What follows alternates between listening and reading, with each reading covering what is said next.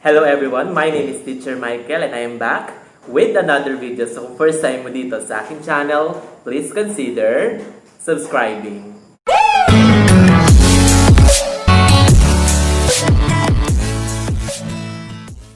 So ayan, 20k subscribers na nga tayo dito sa aking YouTube channel. So thank you po sa lahat ng mga teachers, sa aking mga friends, at sa mga nanood na nag-subscribe po sa aking YouTube channel, which is Teacher Mikel Vlogs. Ayan, so for more than 1 year of uploading sa aking YouTube channel, ay na-reach na nga natin yung 20k subscribers. So thank you po sa lahat ng mga nag-subscribe at saka sa mga nanonood. Kahit hindi po mag-subscribe, okay lang, basta po tinatapos yung video ko, hindi nag-i-skip ng mga ads, okay lang po yun. Ayan, kasi para sa akin, ang importante ay views more than the subscribers. Ayan, so thank you po sa lahat. So, kahapon nga, ayan na nga, ramdam ko na magti-20k ako. Kaya bumili ako ng balloons and then nag-picture-picture kami ng kapatid ko. Siya nag-picture sa akin with the balloons na 20k. Ayan, ito yung mga pictures. Nakailang pictures kami, nakailang takes.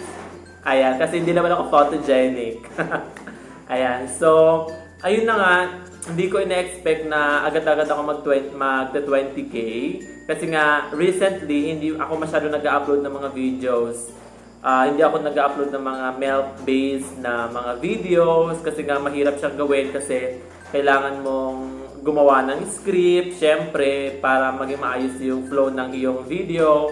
Kailangan mo siyang edit ng bongga. Kasi nga, ang grade ko grade 2 eh. So, ibig sabihin, yung mga videos ko dapat ay attractive para sa mga bata, presentable, maganda para mas ma-engganyo silang manood. And then, hindi ko ina-expect.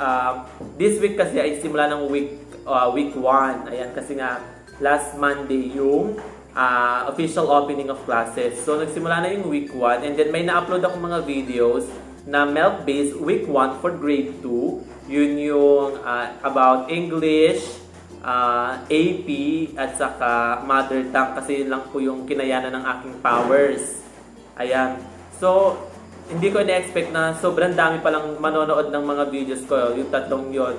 Yung video ko sa mother tongue at saka sa English ay most viewed video ko for this week.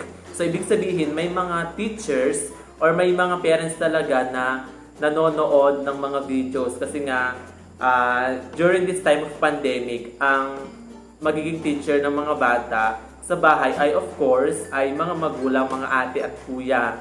Ayan, so kung hindi nila maintindihan yung lesson, ang ginagawa ng parent ay chinachat, pinamessage yung teacher. Yung iba naman nanonood na lang ng mga YouTube videos. Ayan, and of course, syempre meron din namang DepEd TV. And then, ano pa ba? Ayan, DepEd TV, radio-based instruction, kung saan pwedeng manood o makinig ang mga magulang o mga bata. Ayan, so grabe. Kahapon talaga, top 2 of my most viewed video ay yung sa milk-based video ko for mother tongue at saka for AP. Ayan, so thank you po sa mga nanood ng aking mga videos. Siyempre, yung mga videos na yon ay ginawa ko, of course, again, to help teachers and also to help pupils and parents. Ayan, para hindi sila mahirapan. Yung mga videos ko lang naman, in-explain ko kung ano yung topic for the week, kung ano yung content, and then mga related activities for the week. May mga activities po doon sa aking mga video. Ayan, I also would like to thank yung mga co-teachers ko sa grade 2 kasi nga sinishare nila yung mga videos ko sa kanilang mga GC. Ayan, syempre ngayon meron na tayong kanya-kanyang mga GC. Even before naman, pero ngayon napaka-importante ng GC kasi doon mo, GC or group chat, kasi doon mo isi-send yung mga instructions mo sa mga bata, yung doon magtatanong yung mga parents kung anong gagawin. Ayan, for information dissemination yung GC, and then yung mga co-teachers ko, doon din nila sinesend yung mga link ng aking mga videos. Ayan, so lalo ko na-inspire na gumawa ng mga milk-based videos. Kasi nga meron din nag-comment sa meron din nag-comment sa aking YouTube channel, sabi niya, kailan daw ulit ako mag-upload ng mga videos kasi nga inaabangan daw po niya yung mga videos ko para makapag-advance na daw po.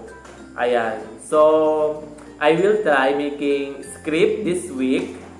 Kahapon supposedly gagawin ko siya kaso may ginawa ako, tinapos ko yung aking yung directory kung saan ang nilalaman nun is yung name ng bata, yung LRN, tapos ano pa ba, yung birth date, yung address, yung parent, at saka yung contact number ng bata. And hindi ko siya matapos-tapos kasi nga nadadagdagan ng mga pupils.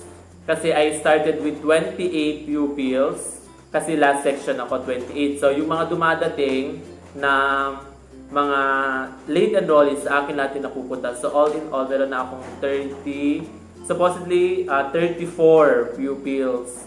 Kaso, ayan, yung tatlo ay biglang lumipat ng school. Ayan. Ayan, so live update lang tayo. Nung Monday, which is, World Teachers Day, since 50% lang ng total population per grade, ang papasok, ayan, so kami ang magkakasama nila Ma'am Loan, ako, si Ma'am Sara. Kaso si Ma'am Sara last Monday ay wala siya kasi kinuha niya yung kanyang license. Tapos si Sir John grade 1 lang, ginawa lang namin, kumain lang kami sa labas, ayan, so ito yung picture, ayan, kumain kami sa labas. Pero usually kapag hindi dito pandemic, siguro nasa mall na kami, kumakain, gumagala, ganon. And then, natawa ako kasi yung last na picture namin noong 2018, kami din na magkakasama. So, ito yung picture. Kami din ni Ma'am Loan, ako at saka si Sir John. Hindi ko alam kung nasaan yung mga ibang friends ko noon. Siguro may kanya-kanyang lakad. Basta kami magkakasama din noon. Pero last year, ang alam ko, ay nasa mall din kami. Kumain kami sa, parang nag-eat all you can kami. Kami mga magbabarkada. Parang 7 kami sa aming, circle of friends. Char, ganon. So, ayun lang ang ginawa namin. Tapos kahapon, work from home. Kasi ang schedule ko is Monday, Wednesday, and Friday morning. Tapos Tuesday, and Thursday, and Friday afternoon is work from home. Ayan, so ganun yung schedule namin. So, 20 kaming grade 2 teachers. Every day, ang pumapasok lang ay 10 na teachers. Ayan. Pero now, nandito ako sa classroom ko, sa kinder. Kasi ang classroom ng grade 2 ay doon pa, ayan, sa Bungad. So, nandito ako ngayon. Kahapon nga pala, naglinis din ako ng classroom kasi nga, grabe, sobrang alikabok niya. Ayan, so naglinis ako kahapon, walis-walis, punas-punas. Ayan, kasi nga, gusto ko din mag-vlog dito. Ayan. So, once again, thank you sa mga subscribers ko sa aking 20K subscribers. Ayan, I hope samahan niyo ako sa journey ko dito sa aking YouTube channel. At kapag nakita niyo yung aking new upload, please feel free to watch my videos. Ayan. So, yung mga ina-upload ko lang ay mga educational videos, teaching and learning, basta about teaching and learning. Ayan, about education. Ayan, so yun yung ina-upload ko. Ayan, so ayun, thank you ulit. Hindi ko ina-expect na 20K subscribers na tayo. Ayan, sobrang saya nga din ng papa ko kahapon. Sabi niya, bakit daw sobrang bilis? Sabi ko nga medyo bumagal pa kasi for the past months, hindi ako masyadong nag-upload ng mga videos. Ayan, kasi nga sobrang daming gawain at sobrang hirap mag-isip ng content ng i-upload. Ayan, so once again, I am Teacher Mikel. Please don't forget to subscribe and hit the notification bell para updated po kayo sa lahat ng aking videos na i-upload. Thank you!